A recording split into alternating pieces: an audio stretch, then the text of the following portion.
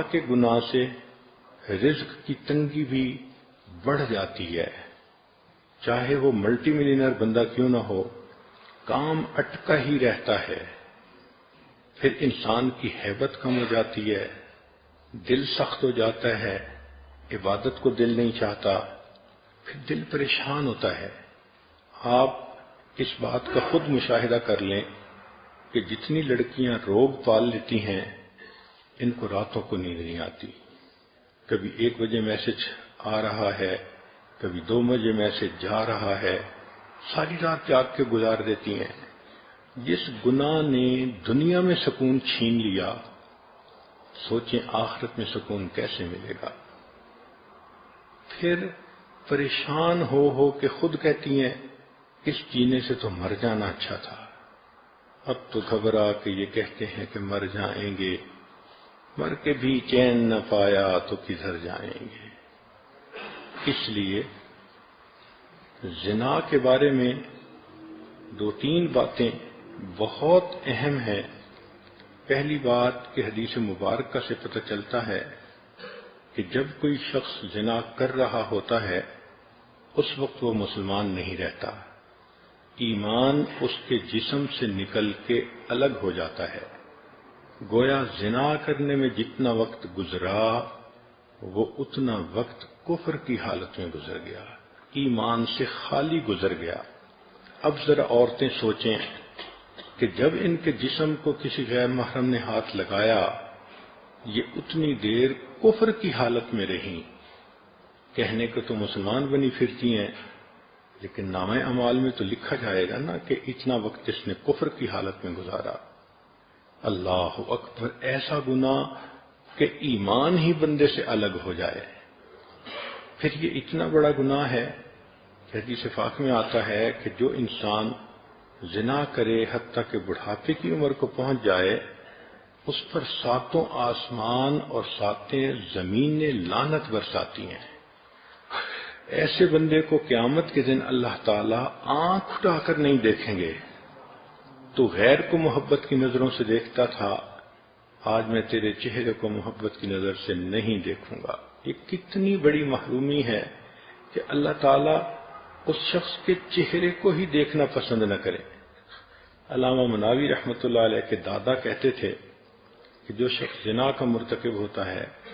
اس کے چہرے کی ظلمت اہل باطن دیکھتے ہیں، جب قریب وہ آتا ہے تو اس کے جسم سے بدبو آتی ہے، جب وہ نہاتا ہے تو پانی کے اندر زنا کا گناہ دھل رہا ہوتا ہے، پانی دیکھ کر وہ بتا سکتے ہیں۔ امام اعظم ابو حنیفہ رحمۃ اللہ علیہ کا واقعہ ہے، ایک نوجوان کو نہاتے دیکھ کر انہوں نے دیکھ لیا کہ یہ زنا کا مرتکب ہوا ہے۔ ابن عساکر نے ایک حدیث نقل کی ہے، المقیم علی الزنا کعابد وثن، کہ جو زنا کے اوپر مقیم ہوتا ہے وہ بت پرست کی مانند ہوتا ہے۔ اس کا مطلب یہ کہ اگر کسی لڑکی نے کسی لڑکے کے ساتھ 2 سال افیئر رکھے تو اللہ کے ہاں یہ 2 سال بت پرست رہی۔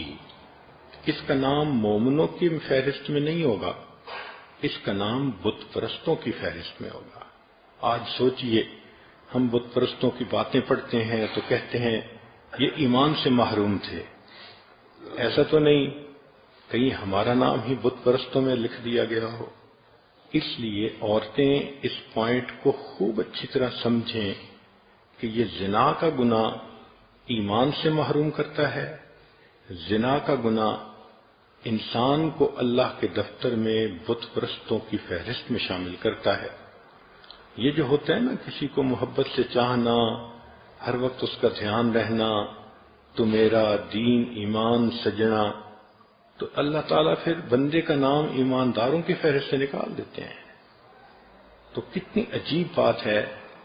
کہ جس عورت کا افیئر 5 سال کسی کے ساتھ رہا وہ 5 سال اللہ کے کاغذوں میں بت پرست بن کر رہی، وہ شرک کرتی رہی، وہ مومنہ نہیں تھی، وہ مشرکہ تھی۔ سوچئے یہ کتنا بڑا گناہ ہے۔ پھر اس کی سزا آخرت میں اتنی زیادہ کہ پڑھ کے کانپتا ہے بندہ۔ ان میں سے ایک سزا یہ ہے کہ جو زانیہ عورت ہوگی اور بغیر توبہ کے مر جائے گی تو جہنم میں اس کو فرشتے ایک غار کی طرف لے جائیں گے، اس غار کے اندر دھکا دے کر اس کے منہ کے اوپر چٹان رکھ دیں گے، وہ عورت نہیں نکل سکے گی۔ اس غار کے اندر بچھو ہوں گے، وہ بچھو اس کے جسم پر اس طرح لپٹیں گے جیسے شہد کے چھتے کے اوپر شہد کی مکھیاں ہوتی ہیں، اور اتنے بچھو ایک وقت میں اس کو کاٹیں گے، اس کو تکلیف ہوگی، مگر اللہ تعالیٰ کے کہیں گے کہ تو نے وہ گناہ کیا کہ جس گناہ کی وجہ سے تیرے انگ انگ نے مزے لیے تھے، آج تیرے انگ انگ میں زہر جائے گا اور اس کو جا کر تکلیف پہنچائے گا۔ سوچئے، اکیلا ہوگا،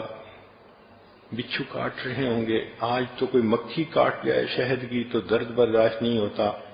بچھو کاٹیں گے اور اتنے زیادہ بچھو ایک وقت میں کاٹیں گے، جسم کی کیا حالت ہوگی۔ چند لمحوں کی لذت کی خاطر بندہ اللہ کے دربار سے دھتکارا جائے، بندہ اللہ کے نظر کے اندر مشرک بن جائے، بت پرست بن جائے،